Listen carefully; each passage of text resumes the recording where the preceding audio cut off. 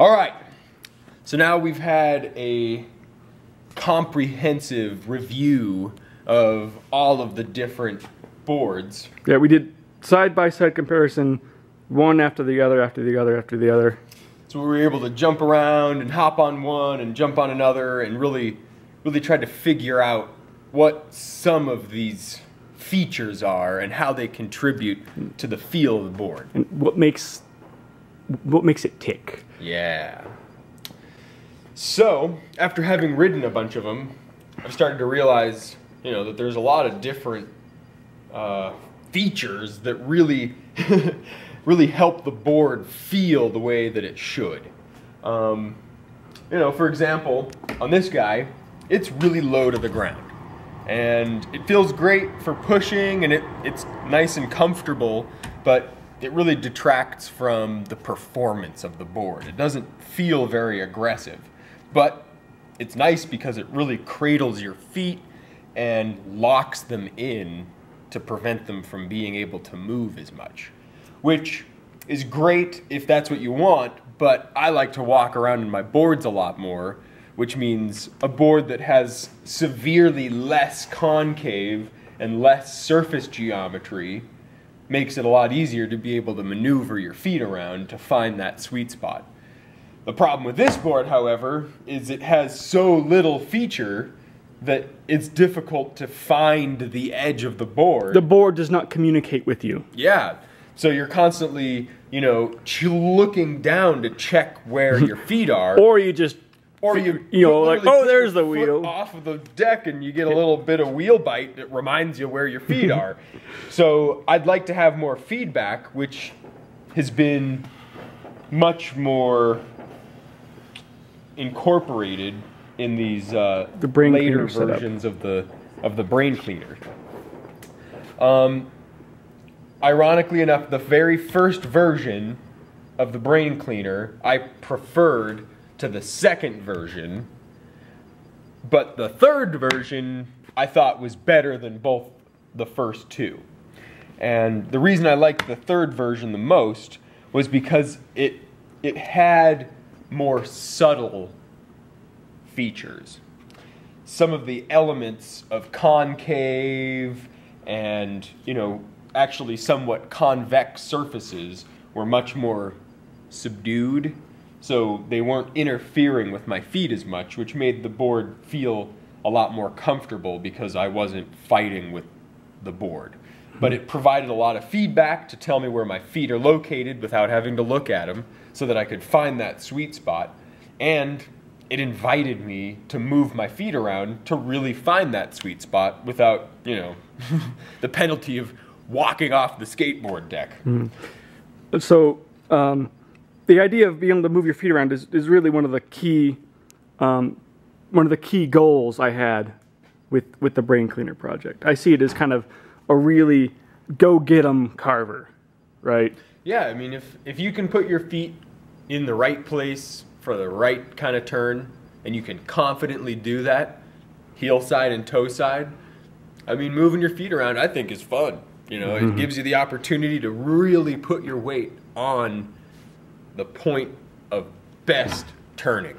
So I love walking around, and because I got little tiny hooves for feet, I love being able to walk my board to find that sweet spot so I can rail the corner and then walk to the other side to find that other sweet spot.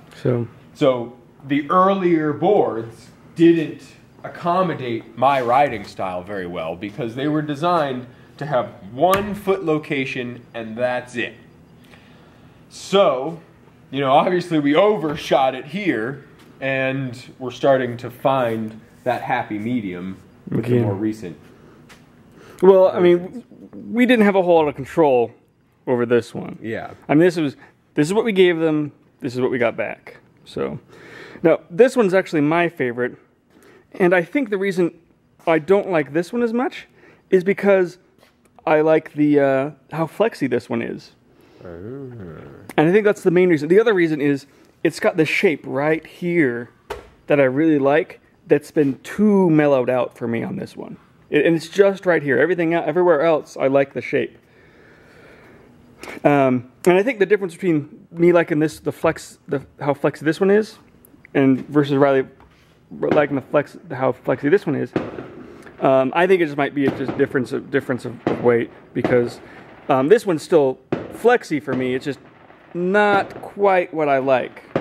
And that one actually has camber in it. Yeah, this one's camber. I feel that actually contributes quite a bit. Mm-hmm. It's already, you know, somewhat pre-sprung in an arch, so it's got a little bit more tension already built up in the wood that it has to overcome just to make itself flat, which makes it pop out of the corners a little easier when it gets unweighted, which for me is an ideal feel. Yeah, this one was just this one and this one. When you rode them, all they did was sag. Yeah, they sink down, and it feels like I'm pushing against, the sides of a hole, and my feet are pivoted up, which pushes my knees together, and I'm not all about that. So I prefer a little bit of this cambered feel and a more subdued rocker. So the one other feature that I wanted to mention that came from this board, pull this out here, is if you look at the lines of the concave, it actually It's like a triangle. it's like a triangle. It's like a snake head. So it's getting thicker out here and thinner out here for this border, and that's kind of actually one of the things that make this deck feel so good. I mean, it is really, really surprising how great this deck feels. And so that is something that I incorporated. Oh, you can actually see it on this side even better. On the mold of this that took place on these two boards, and you can see how how you have that triangle shape here and here, and that was a really nice subtle feature that really actually contributed quite a bit, which we probably wouldn't have discovered without experimenting with this 2D plus. Yeah, yeah. I was deliberately copying that idea onto the press. So yeah, so now I've got a good idea of what I want to do to finalize this thing. And I think the major things are I think what we got going in the direction we got is really good. I just got to focus on just a few tiny little spots to make sure I'm able to replicate what I've done. And I've got to finish off and flesh out the tail.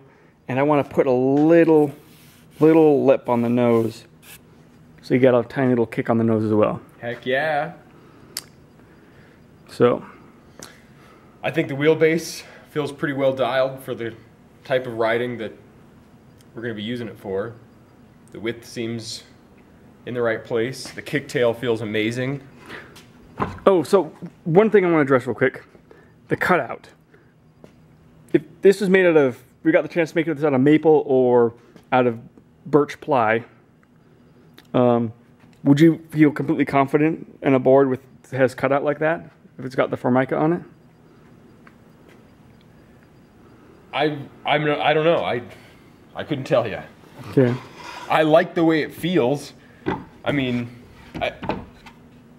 it's a little troublesome losing some real estate here on the deck, but it more than makes up for itself in being so easy to be able to maneuver the skateboard and have a place for my feet to be able to pick the board up, flip it over, and then also have just a really comfortable location to hold on to the skateboard. So, I don't know. It's really tough for me to say. If it compromises the integrity of the skateboard deck, I wouldn't go that direction. But if it doesn't, I think that it's a very unique feature that is nice to have.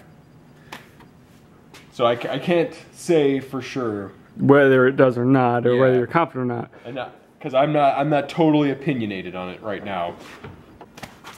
So I think we've done a lot of pretty good research, and it's exciting to get to see the evolution of several of these elements.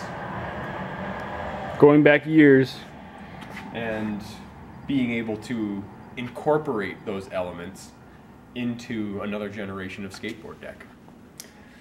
So, I would stay tuned so that you can see the final iteration of the Braincleaner. This is Longboard Technology. Over and out.